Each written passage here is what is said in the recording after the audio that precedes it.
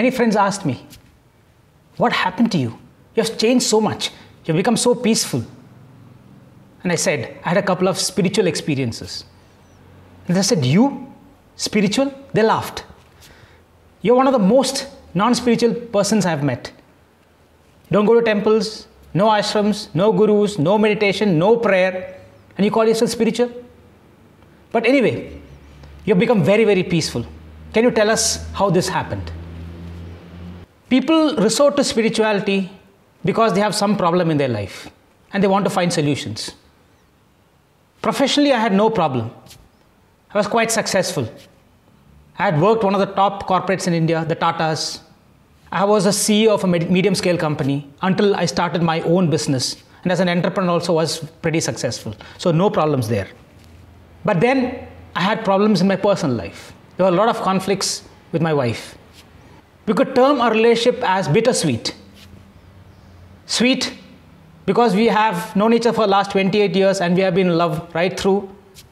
The emotional connect has been fantastic right through.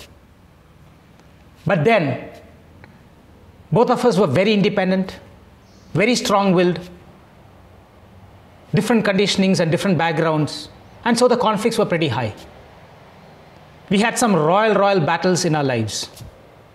I did my usual drill of ashrams, gurus, meditation, and spiritual programs, but none of them really helped me in terms of solving my personal issues. I used to switch gurus, I used to switch teachings, and people advise me, stick to a guru. Have faith in somebody and stick to him for a long time. But then I was pretty serious about this, and there was a time when I even seriously considered becoming monk. And you know how that kind of a decision would have had impact in my marriage. Obviously, the conflicts increased. I was at that point of time under the impression that, all women are enemies to spirituality, those kind of thoughts. I've had different phases like that in my spiritual journey. 12 years into my spiritual journey, I was an intellectual spiritualist. I had a lot of knowledge of the various schools of philosophy and there was a lot of gas in my head. At the same time, I started thinking that I am an embodiment of goodness, completely loving, compassionate, understanding. It was probably an impact of the feeling that I was spiritually very evolved. But at the same time, I was having second thoughts in terms of spirituality. I was slowly becoming cynical also, because it was not helping me much in the area where I required help, which was my personal life. So I was kind of helpless. And that is a time when I had my first spiritual experience. One evening, I had an experience which upset me. And early next morning, when I got up, I felt a strange presence in my room, a dark shadow of myself, representing all my bad qualities like selfishness, anger, fear, pride, standing in front of me, the opposite of all what I thought was inside me, and begging me to embrace it. I went forward and embraced it, and I fell down, crying. That changed the way I viewed my life. I realized that I was a big pretender. I pretended to be spiritual. Everything was inside my head. I pretended that I was good. I pretended that I was loving, compassionate, and understanding.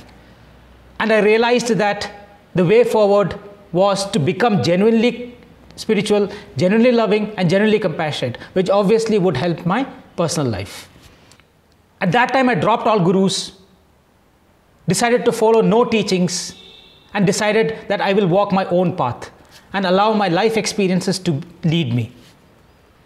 That was a time when I realized that I had to say no to happiness and that my feel-good was my most important goal.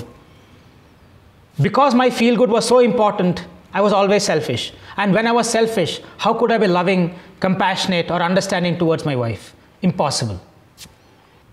Based on this background of the philosophy of say no to happiness, a lot of spiritual practices evolved, and it became a kind of a self-designed path. The marriage had matured, there were less problems, but then the fundamental conflict still existed, and they would erupt once in a while. So 7 years after the first experience, we reached ahead. We felt that it was not moving forward. I walked out of my home and shifted to an apartment in Bangalore and started living alone. But the relationship was still sweet. I was still in love with her. I wanted to get back into a relationship, and I wanted to transcend the conflicts. Early one morning, I felt a huge weight on me and I couldn't get up. I pushed myself to get up and an energy blasted through me. And again, I fell down to the ground and started crying. I became very peaceful, calm, and serene. And this is the feeling that a lot of my friends have been seeing, because that feeling has been becoming more and more prominent in my life. Say no to happiness was a theory for me about 7 or 8 years ago. And I was not very consistent in my practice, because it was only me who was saying say no to happiness. In the outside world, everybody was asking me, are you happy? You should be happy. So the messages from outside ensured that at many points of time, I moved out of the path. So it was more of a haphazard movement forward.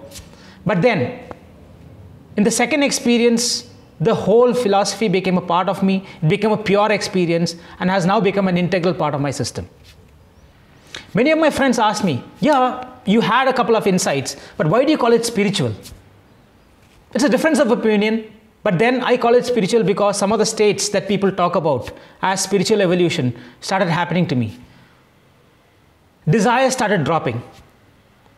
And when I meditated, which was rare, I found that my thoughts were much less. I was able to be more in the present. These are all spiritual states which people say are important for a spiritual journey. But I realized that these are also a result of a spiritual realization and not a precondition for a journey. I shared these ideas with a lot of my friends, and they found that it benefited them. And they said that I need to share it with more people. So I wrote a book, Say No to Happiness, which talks about my philosophy of happiness and the practices which I tried on my self-designed route. There is a website also where there are some articles and videos. It has been a very unconventional spiritual journey, and this is my spiritual journey in short.